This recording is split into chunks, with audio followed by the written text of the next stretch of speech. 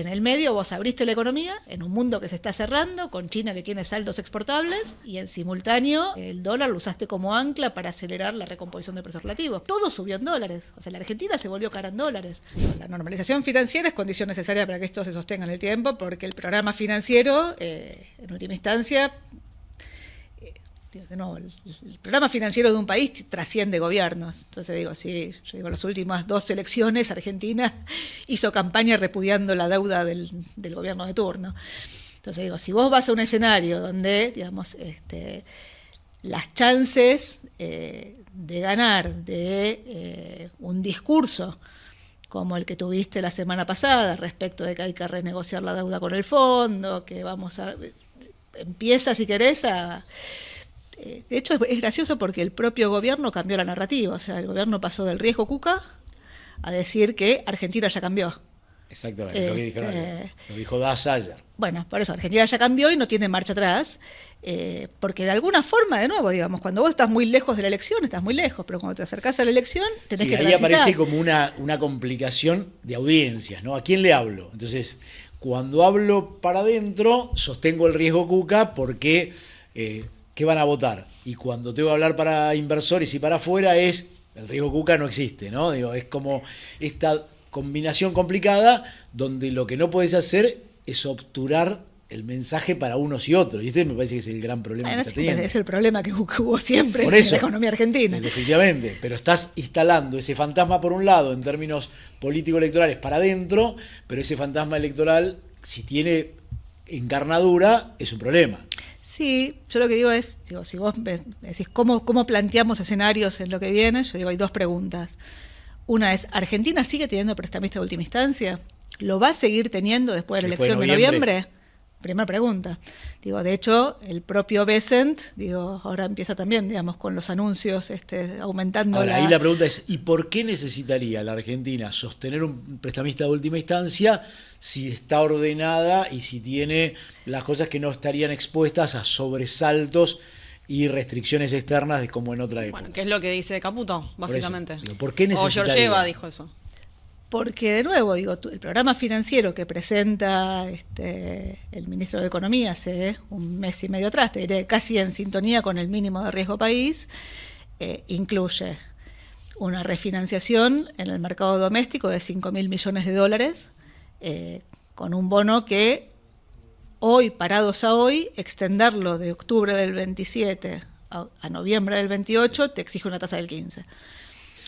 Incluye 2.000 millones de dólares de financiamiento bilateral que no especificó de dónde sale, e incluye la compra de dólares del Tesoro al Banco Central por 4.900 millones de dólares, y no te dice nada sobre cómo pagás los vencimientos de enero, son un poco más de 6.000 millones de dólares en enero del 28, y tenés un ripo, digamos, que te permitió transitar estos meses. O sea, el gobierno extiende el ripo al 2028, pero el ripo tiene como garantías bonos. Entonces, de nuevo, si somos un país maduro, donde no hacemos campaña, digamos, discutiendo sobre los contratos del anterior, insisto, en 2019, Alberto Fernández dijo la deuda de Macri es impagable.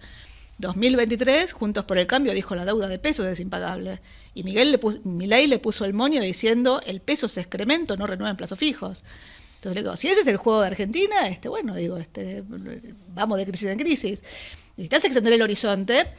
Por eso digo, una es si hay prestamista de última instancia que te permite transitar hasta la elección. Y la segunda pregunta es cómo se da la elección.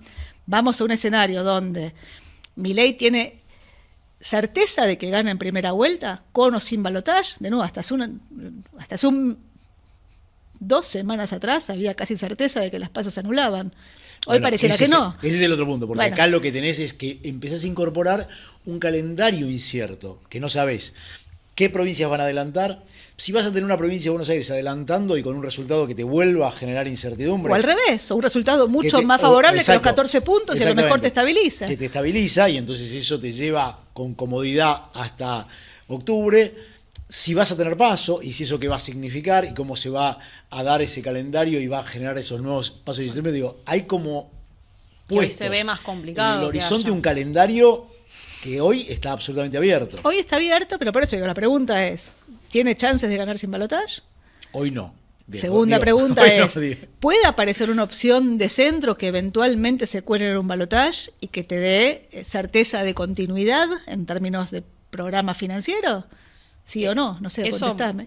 Tercera sí. opción es, bueno, vas a una competencia contra lo que yo digo el mercado denomina el abismo, sin hacer nombres propios, pero bueno, llegás a un acuerdo entre Milei y el abismo, Pero eso... Lula Cardoso. Bueno, eso parece Argentina en lo verde, o sea, es difícil de imaginar. Y si no, vamos a ir a un escenario, donde vas a meterte en una carrera con el balotaje, donde vas a tener, como decís vos, el calendario electoral de las provincias, que hoy no lo conocemos, qué hace la provincia de Buenos Aires, si hay paso o no hay paso en agosto, el cierre de listas en junio, octubre, la primera vuelta y eventualmente una segunda vuelta en noviembre. Entonces, a partir de ahí, decime cómo va a venir la dinámica financiera en esos meses y en qué medida tiene su correlato sobre la economía real. Cómo le vaya al gobierno en las elecciones va a depender de la economía y de cuánto poder adquisitivo tenga la gente o sienta la gente, ¿no? ¿Qué posibilidades o qué indicador hay que mirar de acá en adelante para ver cómo va a llegar Milei al año que viene, a la PASO o a la general? Veremos después cuál de todas, pero... Insisto, esto itera. Claro, o sea, con la política. La dinámica, hoy por hoy, los factores, lo que tenés es un sector que tracciona, las exportaciones netas están traccionando y crecen fuerte. Ayer salieron los datos de balanza comercial, las exportaciones de nuevo cerca de 9.000 millones de dólares, 100.000 millones de dólares en el año, aportan fuerte al crecimiento, pero no te alcanza para traccionar, o sea, que no te alcanza para mover el nivel de actividad. La inversión por ahora sigue cayendo, el RIGI tracciona, pero tenés muchos proyectos, pero de largo plazo. Por ahora, los números son bajos. El consumo, en principio, tracciona poco, o no tracciona, dependiendo, de cómo miremos ese agregado.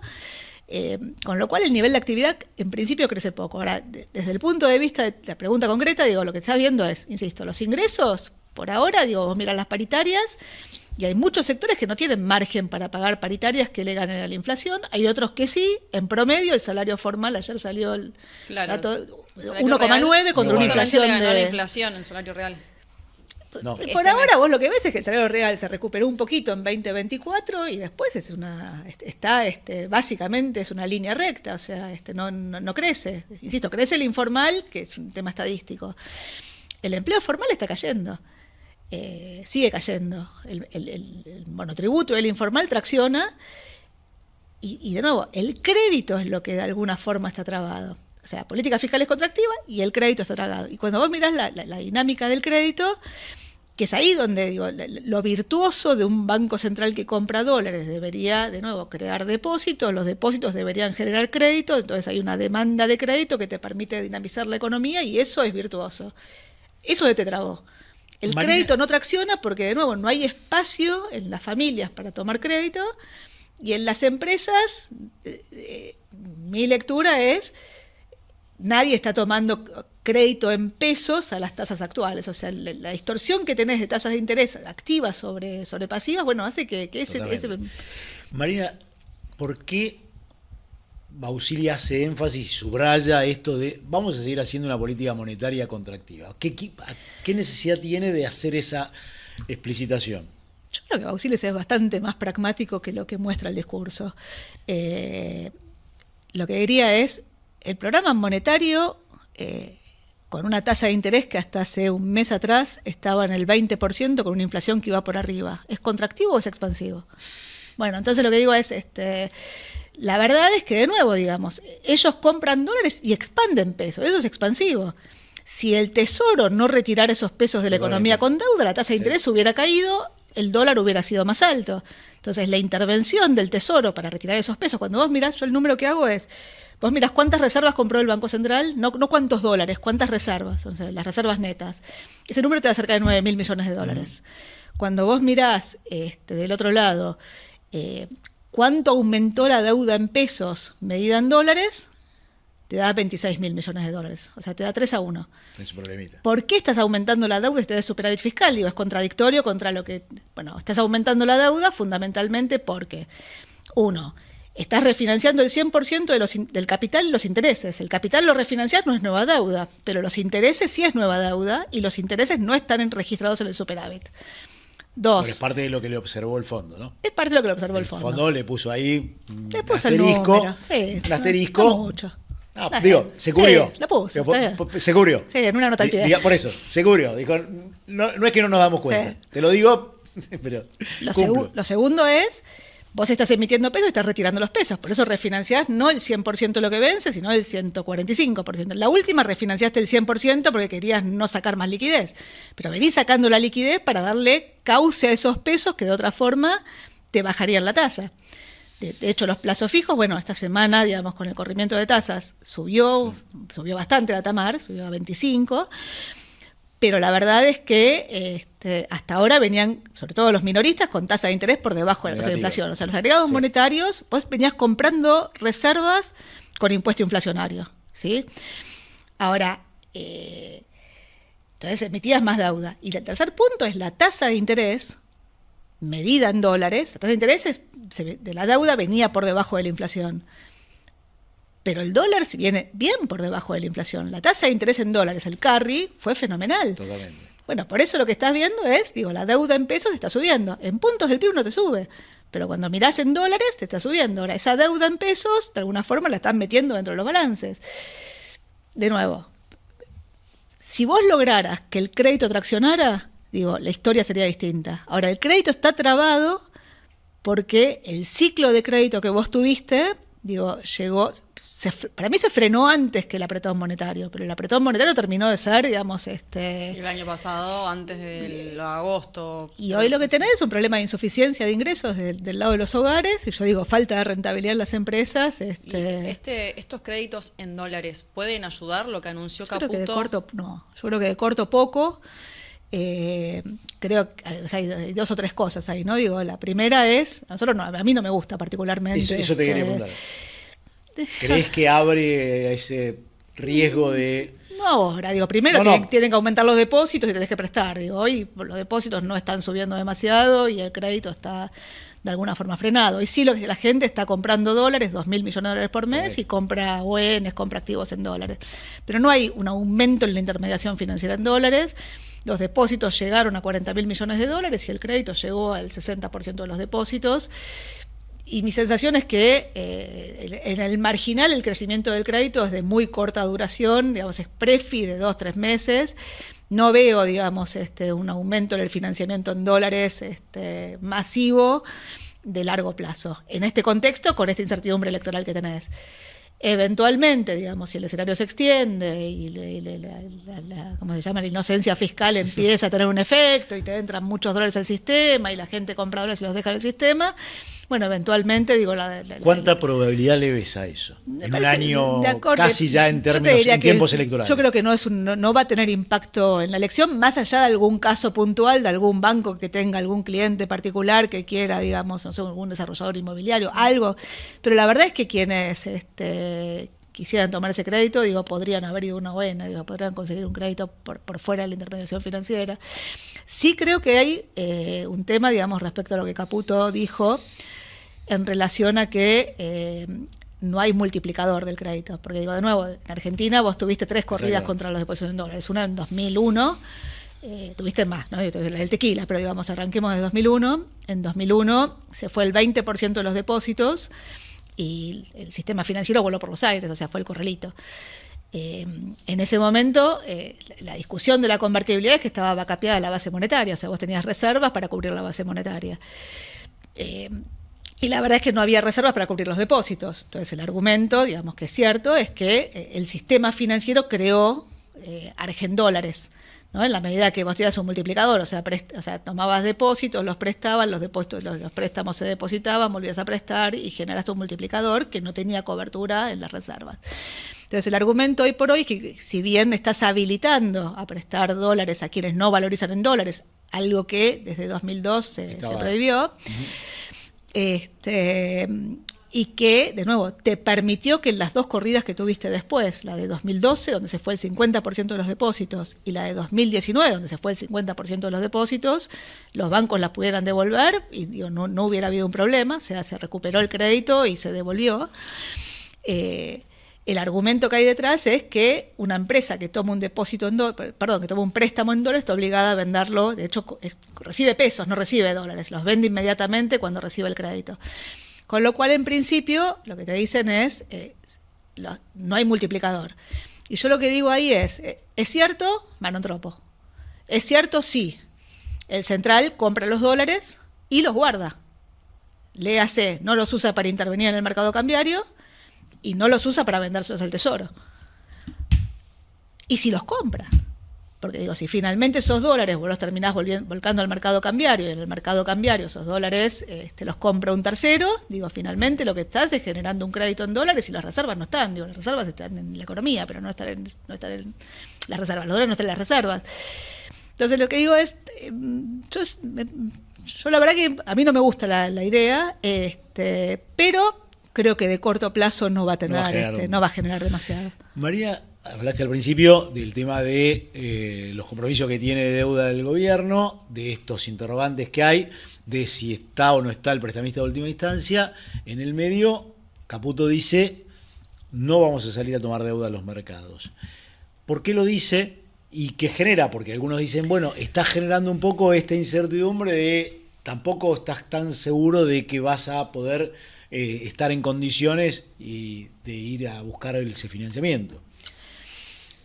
A ver, dos cosas. La primera es, colocó deuda en el mercado doméstico. O sea, colocó claramente casi 6.000 millones de dólares de AO. AO 27, 28 y 29. Como contracara de que vos hoy todavía tenés, no tenés los controles de capitales que heredaste, pero después de septiembre, cuando vos habilitaste, con el acuerdo con el fondo, la compra de dólares a los particulares y habilitaste el rulo a todo el resto y tuviste un periodo sin brecha, donde la formación de activos externos en los meses previos a la elección llegó a 6.000 millones de dólares por mes, el gobierno reinstala reinstala el parking. Con lo cual el rubro se ralentiza. O sea, la posibilidad de que alguien compre en el oficial y venda en el financiero, digo, aún con brecha se ralentiza.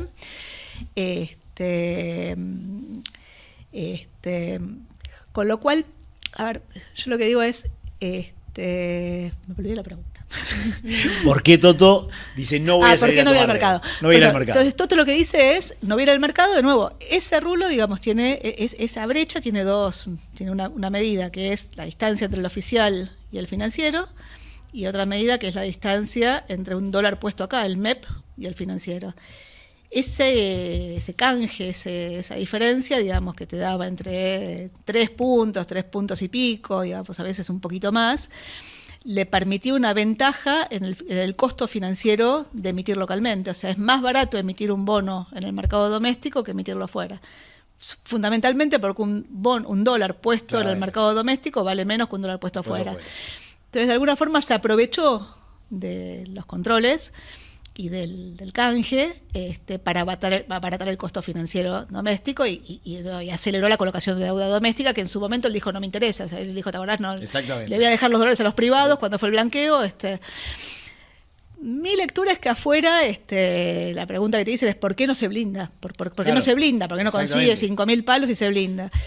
Mi lectura es que, de nuevo, digo, la forma de blindarse es alargando el horizonte, y alargar el horizonte es desde el lado de la política. Del lado de la política, digo, para mí sería, ser un país normal, digamos, donde no estemos discutiendo sistemáticamente los contratos.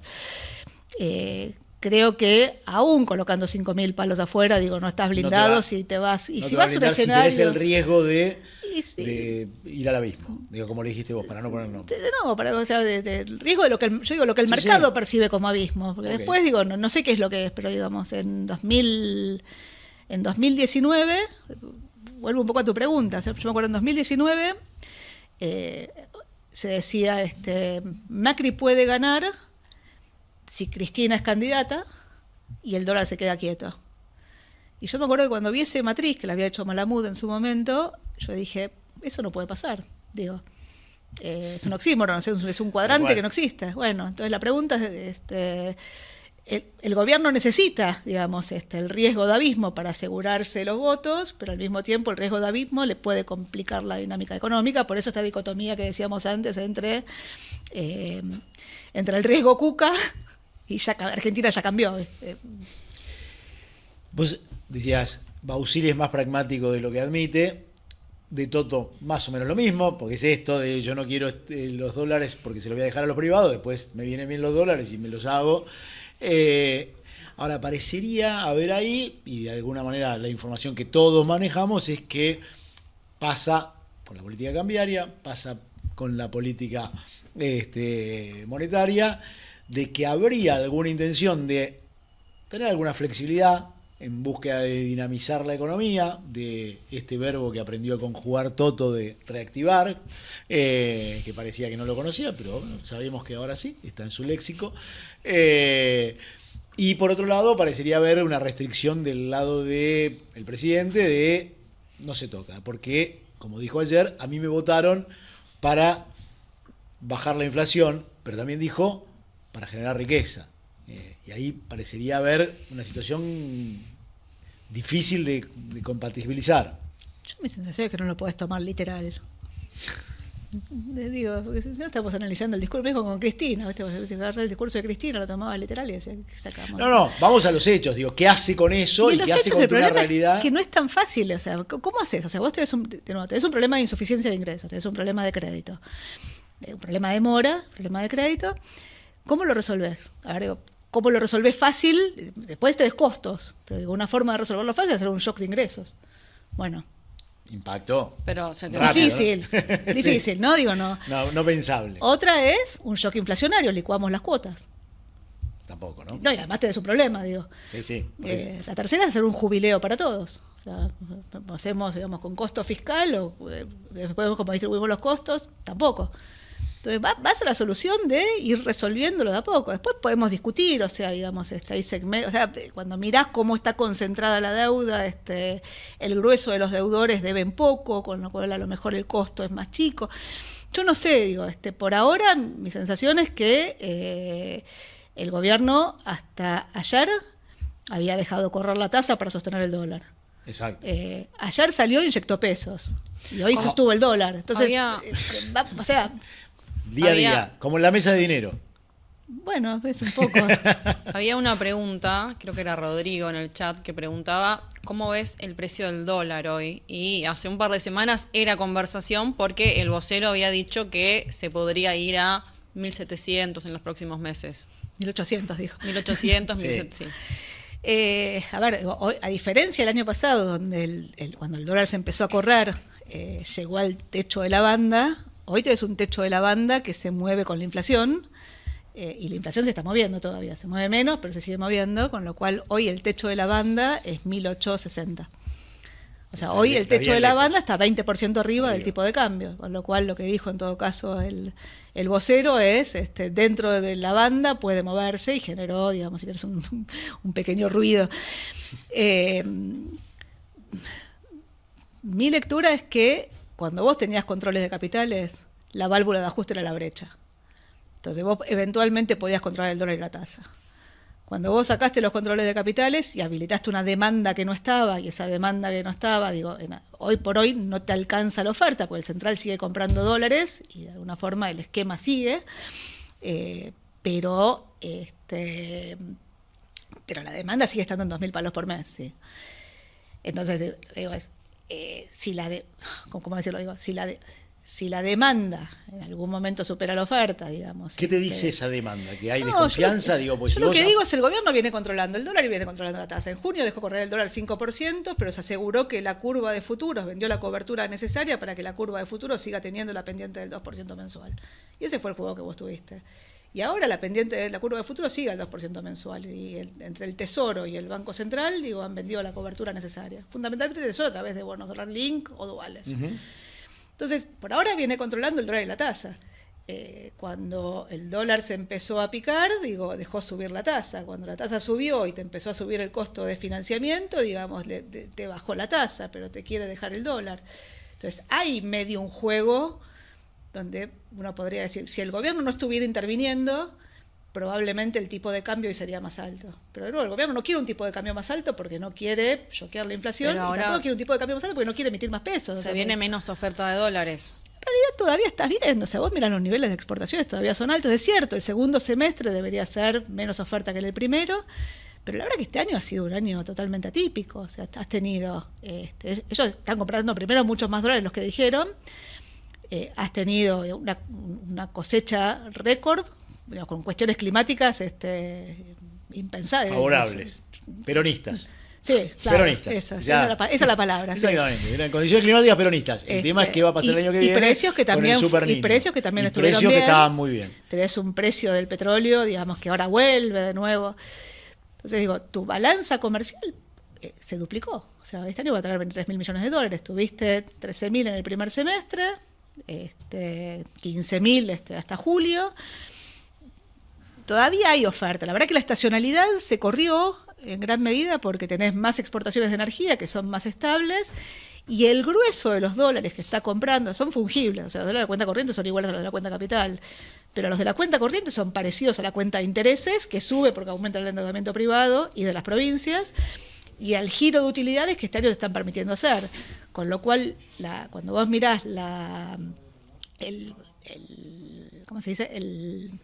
Mirás la compra de dólares de las personas, en realidad está yendo a la suscripción de deuda en dólares, que a su vez se vende en el mercado, y son los dólares que de alguna forma está comprando el Banco Central. Eso, digo, siempre hizo lo mismo, digamos, el ministro. O sea, en 2018, 2016, 2017, digamos, la gente compraba letes en vez de dólares. Y parecía que las letes eran como caramelos, o sea, se financiaban. Y hoy la gente compra dólares y le da una rentabilidad comprando ONs de empresas, muchas de las cuales son energéticas, que tienen, digamos, si querés, rentabilidad, deuda de provincias, bueno, y ahora lo que estás viendo es la deuda del Tesoro. O sea, eso, digo, lo manejan en un contexto donde, de nuevo, el Central y el Tesoro están trabajando en tándem, o sea, están laburando en forma coordinada, digamos, para no hablar de otro adjetivo. Están en Anker. Bueno. Siguen en Anker. Sí, bueno. La independencia del Banco Central, sí, te la debo. Sigue la dupla. Te la debo. Ahora, acá, por otro lado, tenés un tema que es del que empieza a hablarse ya con más intensidad, que es que la actividad te está impactando en los ingresos, que hoy tenés un problema de ingresos importantes fiscales, que los sufren la provincia, que los sufre la nación, que estás casi obligado a hacer algunos dibujos contables importantes, que empezás a tener retrasos en los pagos y la deuda flotante parece estar creciendo. Parece ser ahí un problema que el gobierno no logra resolver, y que esta necesidad de tener una política monetaria contractiva, tener un dólar quieto y que está teniendo impacto inclusive para los ingresos y las cuentas fiscales. Sí, yo creo que se parece que los dos impactos fiscales son uno la deuda en pesos. Exactamente. Y el otro es los ingresos. Los ingresos cayendo, donde de nuevo el gobierno nacional, frente a la caída de los ingresos, ajusta el gasto. Y claro, te mantiene el superávit. O sea, 4,5 puntos de ajuste el primer año, 2024, 2025 medio punto más, lo que va de 2026 medio punto más. O sea, ajusta el gasto. Ajusta el gasto Las y hoy las provincias, de nuevo, las que tienen acceso al crédito, toman deuda, exactamente, financian algo de gasto corriente y apuntan a financiar obra pública que te traccione el nivel de actividad de cara al año que viene y te traccione las elecciones provinciales. Pero al mismo tiempo le sube el precio en la negociación. Y las que no tienen posibilidad de endeudarse, emiten papelitos. Bueno, tipo La Rioja. La Rioja. Ahora, eso también, por otro lado, un tema que no es de tu área, pero sí es un tema, te sube el precio de esos gobernadores a la hora de negociar, porque quieren, de hecho, es lo que le plantearon. Digo, dame seguridades con los ingresos, dame seguridades con lo que me vas a compensar, por ejemplo, con zona fría. Digo, le están poniendo... Es buenísimo, lo de zonas cálidas es genial. Es genial, exactamente. Yo soy de Formosa, así que lo veo genial de verdad. Es gente muy creativa, sin duda. Y además con el calentamiento global. Zonas templadas no hay, ¿no? No, es buenísimo, ahí perdimos. Pero, digo, esto te sube el costo en la negociación política. Sí. Sí, a ver, inmediatamente después del resultado electoral donde Provincias Unidas se diluyó inmediatamente, digo, el caudal político de Milei fue enorme y pasó 5 leyes al hilo. Tal cual. Y pero después, eso encontró un límite. Sí. Y eso encontró un límite antes de tiempo, ¿no? Sí, porque de nuevo, hace un mes parecía que estaban los votos. O Sí, yo los leo a ustedes. No, o sea, creo que fue Yo la... los leo a ustedes, ustedes decían que estaban. el Bueno, debate- lo dice Patricia Bullrich.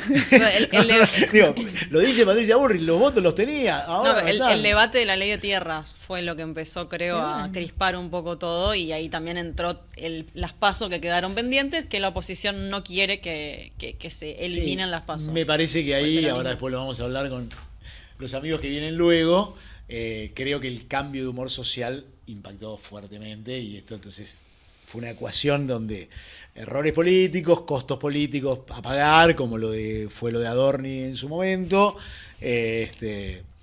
empezaron a generar un cambio de humor social, ingresos achatados. Digo, me parece que hay un combo ahí que hizo que los que hoy tenían que poner la cara para poner el voto y bancar además algunos costos simbólicos, como el de la soberanía, digo, que era lo que se instaló, me parece que ahí armaron un combo complicado, y cuando al gobierno se le junta más de una variable parece tener problemas para resolverla, ¿no? El gobierno es raro, ¿no? Porque de golpe parece que está atrincherado, y de golpe Sale. encuentra... No sé, a ver, digo, ayer Milei dijo que como la inflación daba 0,8 iba a ser un recital. Y yo, qué sé, yo lo Exactamente. escucho y digo, y la verdad que el año pasado, digo, después de la elección de septiembre hizo un recital, yo lo miraba y decía, ¿qué es esto? Y dio vuelta a la elección. No sé si la dio por el recital.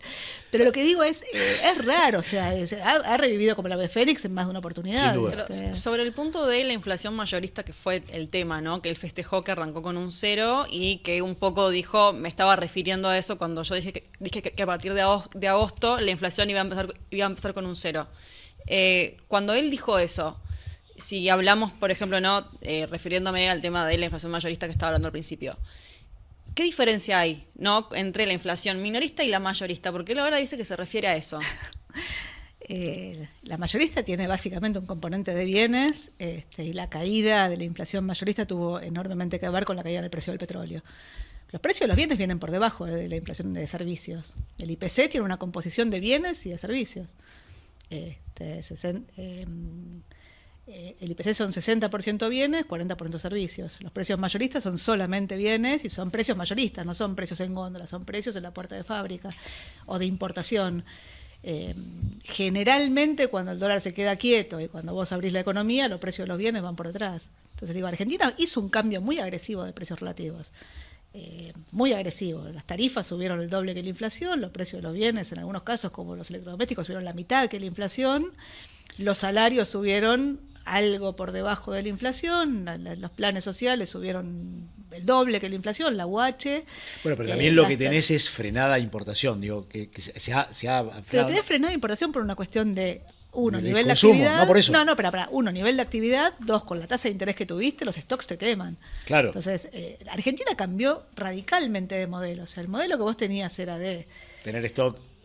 Claro, o sea, vos tenías tasa de interés negativa. Exactamente. O sea, la tasa de interés era la mitad que la inflación, digo, era bien negativa. Y tenías una brecha cambiaria que era llegó a ser 2 veces el tipo de cambio oficial. O sea, era un tercio del... Bueno, digo, el modelo era tomar todos los pesos baratos que podías, comprar todos los dólares baratos que podías, y si podías vender al mercado de precios descuidados era genial, con lo cual los precios de los bienes eran ridículamente caros. Ahora te pasaste del otro lado, o sea, hoy la tasa de interés te quedó muy positiva contra la inflación, la brecha cambiaria prácticamente desapareció, lo cual, si querés, desde el punto de vista de un esquema es más razonable. O sea, esto era una transferencia de ingresos muy violenta. Ahora, tiene costos. Eso tiene costos. Tiene costos en términos, digamos, de cómo los agentes se van adaptando a la nueva realidad. En el medio vos abriste la economía, en un mundo que se está cerrando, con China que tiene saldos exportables, y en simultáneo el dólar lo usaste como ancla para acelerar la recomposición de precios relativos. Por eso digo, desde la elección, cuando vos mirás los precios, hay algunos precios que subieron bien por encima de la inflación, las tarifas, las prepagas, los colegios, las expensas, los alquileres. Hay precios que subieron bien por debajo de la inflación, los textiles, los autos, los medicamentos, y después lo que tenés es el dólar. Ahora, todo subió en dólares. O sea, la Argentina se volvió cara en dólares. Bueno, Milei celebra que tenemos ingresos en dólares más altos que nunca. Es cierto, el salario en Por eso. dólares Porque subió, está sí. Claro, planchado por el eso. dólar. Lo que pasa es que, de por nuevo, eso. la discusión que había en la convertibilidad era salario en dólar, era salario costo, Exacto. es salario real, o sea, los ingresos no te alcanzan, pero en términos de dólares son altos.